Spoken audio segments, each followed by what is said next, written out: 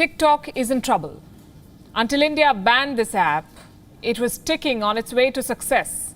It was creating new social media stars and challenging the domination of the Silicon Valley. But all of that is history. With India's ban, the fortunes of TikTok have turned for the worse. I'll explain how. Countries around the world now want to make an example out of TikTok. So it is facing bans, calls for boycott in multiple countries, and users are abandoning the platform. This is our cover story tonight, how TikTok is facing global scrutiny and how it plans to survive this existential crisis. India was the first country to ban it. Now other countries want to follow suit, starting with the United States. In the US, officials in the defense forces and the government cannot install the app on their phones. But lawmakers are pushing for broader restrictions now. They want a complete ban for everyone in America. Earlier this month, US Secretary of State Mike Pompeo said this. We're taking this very seriously. We're certainly looking at it. We've worked on this very issue for a long time, whether it was the problems of having Huawei technology in your infrastructure. We've gone all over the world and we're making real progress getting that out. We declared ZTE a danger to American national security. We've done all of these things with respect to Chinese apps on people's cell phones. I can assure you the United States will get this one right too. There is no precedent of a network ban in the US. Meaning, America has never cut off access to something via internet service providers. So what are its options? What it can do is introduce new regulations for app stores, create a new rule book of sorts that allows the US government to ban apps. And that's not the only option that they're considering. The Committee of Foreign Investment has opened a probe into TikTok. This is a very powerful inter-agency committee in the US. It reviews foreign investments on national security grounds. And if TikTok is found guilty by this panel, it has the power to compel the app to separate from its Chinese ownership. That is, if it wants to run its business in America. In other words, the US government can force TikTok to divorce its Chinese owners.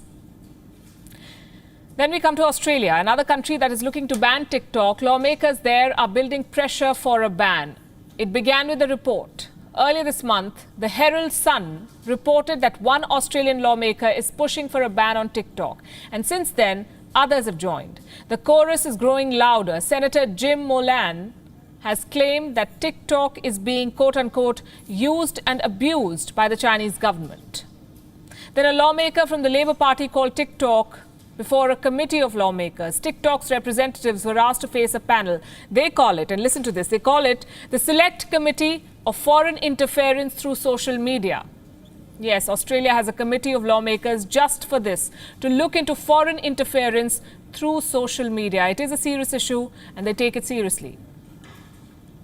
TikTok is facing scrutiny in the European Union too. In the month of June, the European Union's privacy watchdog had set its sights on the app. It set up a TikTok task force. It is supposed to access the privacy practices of this platform. The United Kingdom is out of the EU. It has banned Huawei. Now the Boris Johnson government is facing demands for a ban on TikTok. Tensions between China and the UK, we know, are escalating, and TikTok is facing the consequences. It has shelved its plans for a European Union headquarters in London. TikTok's troubles are mounting in more ways than one. A top executive has left the company. TikTok's owner ByteDance has lost its head of artificial intelligence. The name is Ma Wei-ying. He will leave by the end of this month. To be honest, TikTok saw all of this coming. The company knew that its links with China will hurt it at some point. So it made 4 moves to evade this trouble. Number 1, it has put distance between the app and the Communist Party of China. Number 2, hiring foreign executives. Number 3, paying influencers to keep the platform going. And number 4, hiring an army of lobbyists. This is TikTok's survival strategy. A separate app was created just for the Chinese market. TikTok is available in China, but with a different name and in a different version. It is called Douyin. The company hired foreign executives to lead its operations. In the month of May, TikTok hired an American CEO, Kevin Mayer. Earlier, he worked with Disney. As of today, Mayer is the CEO of TikTok and the COO of its parent company, ByteDance.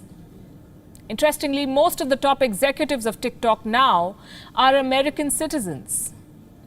Any social media app needs active users to survive too, and influencers play a key role in all of this.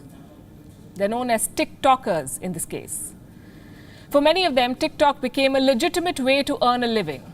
But after the app was banned in India, many TikTokers have begun moving to other platforms. So TikTok has pulled out the checkbook. It has created a $200 million fund to finance creators, content creators. But the company has not shared specifics, how it plans to distribute all of this money.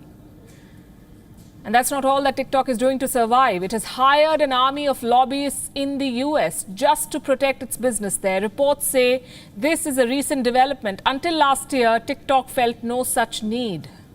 They had no lobbyist in Washington, D.C. a year ago. Now, TikTok has a team of more than 35. And this includes one person with reportedly deep ties to US President Donald Trump.